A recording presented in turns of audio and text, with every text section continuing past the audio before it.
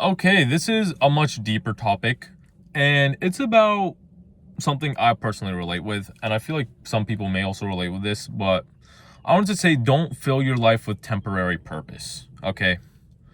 More often than not, I often catch myself living for kind of others, you know what I mean? And my purpose is not driven by myself, but by the people who surround me, right? And like, for example, one of the best things is my dad, right? I never was the most, academically inclined person. All right. I always wanted to become an athlete. I always wanted to become better at like drawing or something like that. I never really cared about school until like I got into high school. And the only switch that happened was basically realizing how much my dad cared about me becoming academically stable, right?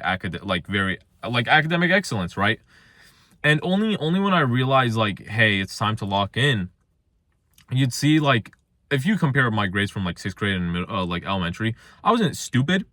I was like fortunately gifted with like kind of understanding concepts quickly. I was quick to grab on things, but I just never gave in that extra. Like I promise you, if I gave a little bit of effort, I probably would become like a very smart student. But I just didn't care as much, right? And it's pretty evident if you look at my report card. Like during like obviously elementary and middle school years don't really matter, but if you were to compare my grades, then you'd see several C's, D's, F's even. And if you see my high school report card, like who the fuck is this guy, right? This guy locked in. It's not in a boastful manner, but all I'm trying to say is like at high school I only peaked, or well, I gotta say peaked. The only reason why I was so good at academics was because I had this sudden purpose that was driven by my father, where I really wanted to make him proud in terms of education. And it's kind of funny, like at the end of the day, sure, it motivated me to become a better person and to do better in school and whatnot. I'm gonna turn on the lights. But realistically speaking, it wasn't for me, right? I didn't really care about academics. I was kind of driving so I could just get into a good university. Unfortunately, I did. I got into two good universities, but I ended up just choosing a different one solely because I was like, it was closer to home and so on. So it just made sense. And the other one was very expensive. Aside from that little tangent, I think it's very important that you start living for yourself, right? Find a purpose. I kind of made a video on finding your purpose, but it's very important that while you're searching for your purpose, don't be filling it with temporary ones. You really want to try striving. I'm gonna take that back. I don't want to say that because I still do it and I still see improvement. I won't lie to you, but only now have I recently been more keen on like following my own purpose or like trying to improve myself for myself rather than for others. And it's kind of the harsh truth. Like if you don't have a purpose right now, you really should, whatever you can, like more than likely you probably have experiences that you haven't tried yet because you're still new to this world. I feel like as you get older, you've lived life more, you've experienced a lot more, and technically you'll probably have more of a purpose defined or refined, right? If you had one previously and you were just refining it.